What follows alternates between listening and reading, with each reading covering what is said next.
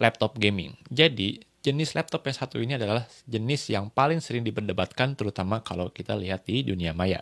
Jadi di satu sisi, laptop ini punya performa yang sangat bagus biasanya tuh dibanding laptop-laptop lain dengan harga yang sama. Dia itu mungkin punya performa CPU yang paling bagus, grafis yang paling bagus. Tapi di sisi lain juga banyak orang-orang yang nggak suka. Bahkan di salah satu forum saya sempat temukan beberapa pekan lalu kalau beli laptop gaming itu bodoh. Loh kok sampai segitunya?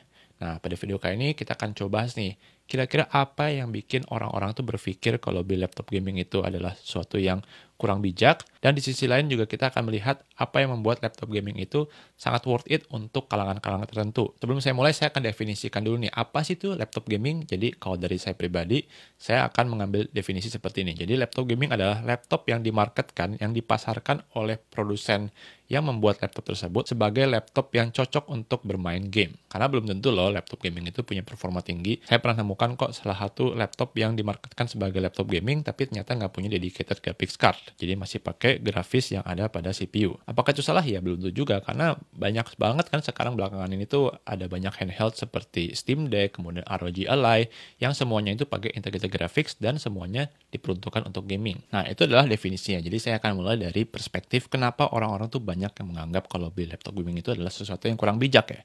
Jadi kalau dari saya pertama adalah dari segi berat ya. Jadi berat laptop gaming itu biasanya secara signifikan lebih berat ketimbang laptop dengan harga yang sama tapi bukan gaming. Misalnya nih kalau laptop 15 inci tapi non gaming aja itu mungkin beratnya di sekitar 1,5 1,6 kg.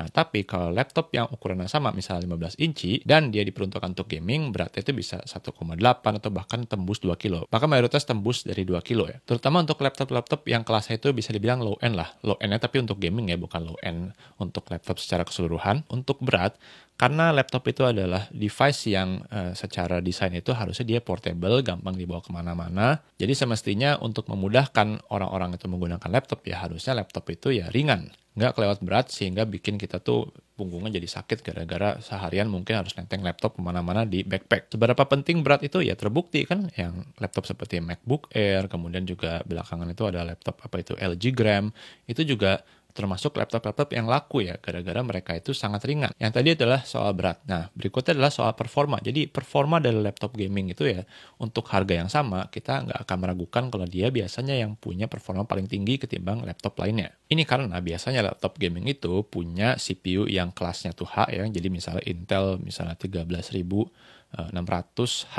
Nah, H itu biasanya menandakan kalau core-nya banyak, CPU core-nya itu banyak, jadi performanya bisa lebih tinggi. Kemudian juga pada umumnya mayoritas dari laptop gaming itu punya dedicated graphics card, misalnya dari Nvidia atau dari AMD. Misalnya RTX 4060, 4070, atau mungkin kalau AMD itu AMD Radeon berapa RX sekian, saya nggak terlalu hafal kalau AMD. Sehingga memang kalau di atas kertas, kelihatan tuh kalau laptop gaming itu biasanya yang paling powerful kalau kita bandingkan dengan laptop lain dengan harga serupa.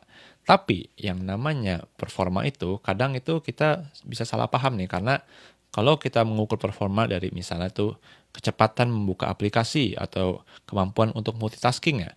Nah, inilah belum tentu CPU dan GPU yang powerful itu bisa membantu secara signifikan. Karena yang namanya perceived performance atau performa yang dirasakan langsung oleh penggunanya itu belum tentu semua itu datang dari CPU dan GPU. Karena pertama ada yang namanya SSD ya. SSD dari laptop gaming dengan harga serupa, kalau kita bandingkan dengan laptop konsumer biasa, belum tentu loh kalau yang gaming itu lebih bagus. Dan katakanlah misalnya keduanya itu sama SSD-nya. Kalau kita misalnya buka web browser atau Microsoft Word, itu ya mungkin sama-sama cepatnya ya. Akan susah kita bedakan kecepatan bukanya. Dan juga memorinya. Memori ini kan ya belum tentu laptop gaming itu punya yang paling bagus ya. Karena mungkin di harga yang sama itu budgetnya itu banyak kan perginya itu misalnya ke CPU dan GPU. Dan mungkin juga layar yang refresh rate tinggi. Dan juga mungkin untuk solusi coolingnya supaya bagus karena akan dipacu dengan panas yang lebih tinggi ketimbang laptop lainnya. Sehingga mungkin salah satu yang dikorbankan adalah bisa jadi kecepatan memori atau mungkin bahkan kapasitas memorinya. Jadi mungkin cuma dikasih 8 GB. Biasanya sih kalau untuk produsen laptop gaming ini bisa berkilah kalau ini kan 8 GB tapi bisa diganti replaceable. Jadi tinggal ganti sendiri aja, mungkin jadi yang dari 8 ke 16 GB itu bisa sendiri atau mungkin dikasih slot 01. Nah, kalau laptop lain bisa jadi nih mereka itu begitu datang sudah datang dengan 16 GB. Dan hal lainnya adalah kalau soal performa ya, belum tentu semua aplikasi itu bisa memanfaatkan kemampuan multi-core yang ada pada CPU ya. Belum tentu nih.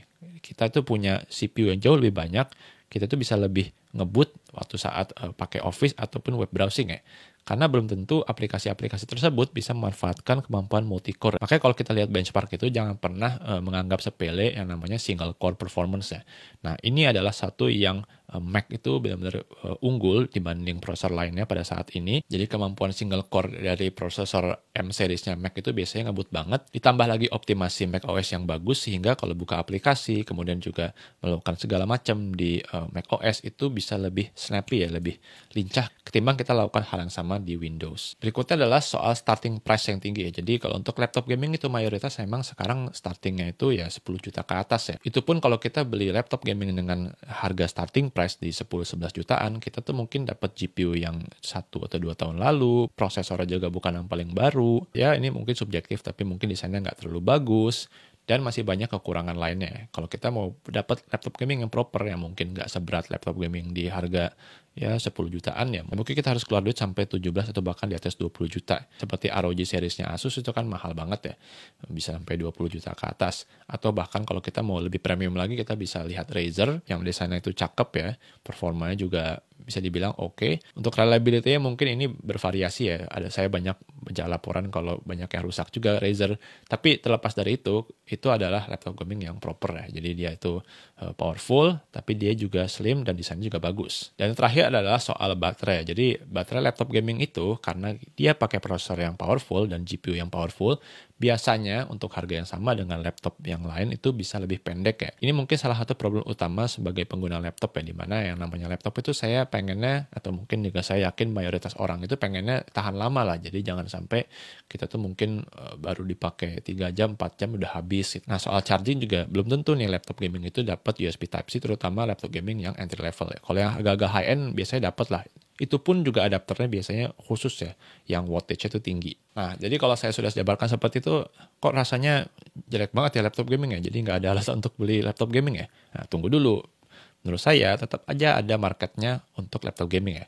Kita lihat dulu deh pasarnya nih. Pasar dari laptop gaming itu sampai sekarang tuh masih secara steady dia itu meningkat ya, kalau saya lihat dari beberapa sumber. Kalau banyak orang yang beli berarti kan artinya banyak orang yang merasakan manfaatnya dong. Jadi orang yang butuh laptop gaming harusnya juga nggak sedikit. Nah jadi kira-kira apa tuh yang bikin orang itu beralih ke laptop gaming? Bukannya beli laptop biasa atau mungkin ya rakit desktop aja seperti yang satu ini. Nah saya bisa pakai beberapa alasan. Jadi pertama, kalau emang strict buat gaming, jadi tadi saya itu kan bahasnya soal productivity. Nah ini strict buat gaming, ada banyak orang yang mungkin nggak pengen dia itu kalau gaming itu stuck di satu tempat ya. Ada banyak harusnya orang itu yang butuh performa yang mendekati performanya desktop, tapi dia harus tetap mobile ya. Dan dia juga mungkin cuma bisa punya satu device ya, nggak bisa punya banyak device ya. Saya bayangkan seperti mahasiswa atau mungkin profesional yang sering mondar-mandir, itu ya mungkin dia sering ngerjain tugas kemana-mana, jadi bareng dengan teman-teman lainnya, tapi juga sesekali pengen gaming, dan gaming itu ya memuaskan lah, karena laptop itu punya performa bagus. Sebenarnya mungkin bisa aja beli desktop ya, tapi beli desktop kan banyak kelemahannya juga ya. Jadi pertama dia harus rakit dulu kalau emang Anda itu nggak pengen yang pre-build, karena kalau pre-build mungkin jadinya agak lebih mahal ya. Yang kedua adalah mungkin Anda stuck di rumah aja gitu. Jadi ya sayangnya Anda tuh kalau pengen gaming tapi nggak di kamar sendiri ya nggak bisa, karena desktopnya cuma ada di kamar. Ya kita nggak bisa mengeneralisir kalau semua orang yang main game hardcore itu adalah orang-orang yang stuck di kamar sendiri, kan nggak bisa seperti itu ya, karena ada banyak orang-orang yang mungkin sukanya main game yang dia suka itu sambil kerja, kemudian lagi break time, ya itu dia main. Dengan alasan yang sama itulah kenapa banyak orang-orang itu yang pakai laptop biasa itu tetap dia itu pengen laptopnya bisa gaming tipis-tipis ya, karena gaming itu kan orang yang punya laptop gaming itu harusnya bisa lebih puas karena dalam jangka waktu yang sempit itu dia tuh punya momen yang menyenangkan ya, karena gambarnya bagus, 3D-nya tuh lancar, nggak ngadat-ngadat dan sebagainya. Tapi kembali nih kalau kita mau bandingkan kelebihan laptop gaming dengan poin-poin produktivitas yang saya sudah sebutkan sebelumnya, nah portabilitas dari laptop gaming juga menurut saya sangat-sangat signifikan ya. Karena begini, jadi banyak orang itu butuh performa tinggi, tapi dia itu tetap harus mobile ya. Jadi misalnya Anda itu adalah arsitek yang mungkin desain bangunan pakai AutoCAD, pakai Lumion atau mungkin software-software yang 3D rendering. Nah, mungkin Anda butuh ketemu klien, dan itu tuh nggak mungkin Anda bawa desktop-nya dong. Kalaupun Anda punya desktop, bisa aja sebenarnya secara teknis Anda itu ya tinggal semuanya itu render dulu, kemudian pindahin ke laptop biasa, datang itu ya udah hasil-hasil render ya. Tapi mungkin saja kan Anda tuh mungkin perlu menampilkan langsung 3D-nya dan melakukan modifikasi on the fly ya, jadi langsung modifikasi, atau mungkin setelah ketemu langsung ke coffee shop, kemudian langsung edit ya, nggak harus balik ke rumah dulu. Atau mungkin Anda itu adalah mahasiswa misalnya teknik mesin yang mungkin butuh simulasi finite element, atau mungkin bikin SketchUp 3D dari mechanical parts Anda supaya hasilnya itu bagus, memuaskan, dan ngerjain juga enak, nggak ngadat-ngadat. Atau mungkin Anda tuh adalah orang IT yang mengerjakan deep learning atau machine learning dan butuh performa dari GPU dedicated seperti dari Nvidia, dan Anda nggak mungkin mengerjakan itu semua harus balik dulu ke rumah dan kemudian ngeran-ngeran segala macam habis itu pergi lagi. Tapi sebagai disclaimer, saya juga sebenarnya nggak terlalu menyarankan Anda itu pakai laptop gaming untuk rendering yang sangat-sangat lama, yang mungkin bisa berhari-hari, karena nggak bagus juga sebenarnya buat laptopnya. Jadi di sini saya bisa bilang kalau beli laptop gaming itu bukan berarti Anda nggak bijak lah, karena pasti ada use case di mana Anda itu paling bagus kalau Anda itu punya laptop gaming ya. Seperti yang sudah saya jabarkan tadi. Menurut saya yang paling nggak bijak adalah kalau Anda itu beli laptop tapi nggak research ya. Ya antara Anda itu beli laptop gaming tapi kebutuhannya nyata cuma buat presentasi, cuma buat ya web browsing ringan-ringan. Dan ini juga berlaku sebaliknya. Jadi Anda itu misalnya beli MacBook supaya kelihatan keren ya, padahal Anda itu sebenarnya adalah gamer ya. Nah, begitu Anda dapat MacBook-nya, Anda tuh memaksakan untuk gaming, nyata game-nya nggak banyak, atau kalaupun ada game ya nggak semuanya bisa berjalan lancar. Karena justru malah saya sering mendapatkan kasus seperti ini, jadi memaksakan beli MacBook Air M1, M2, sampai sekarang tuh ada M4, tapi kebutuhannya adalah dia teknik sipil ya. Oke lah, AutoCAD mungkin masih bisa jalan, tapi kalau Anda itu sudah berurusan dengan simulasi finite element, misalnya seperti SAP 2000 atau mungkin Midas dan sebagainya, itu nggak ada yang berjalan native di MacBook ya. Sehingga ya mau nggak mau harusnya Anda tuh pakainya laptop Windows, dan kalau bisa laptop Windows yang powerful ya, yang mungkin pakai prosesor seri H. Oke, demikian aja sharing singkat dari saya, mudah-mudahan bermanfaat. Silahkan like video ini jika dirasa bermanfaat, subscribe jika tidak ingin ketinggalan konten baru teknologi lainnya. Saya Jul dan terima kasih telah menonton.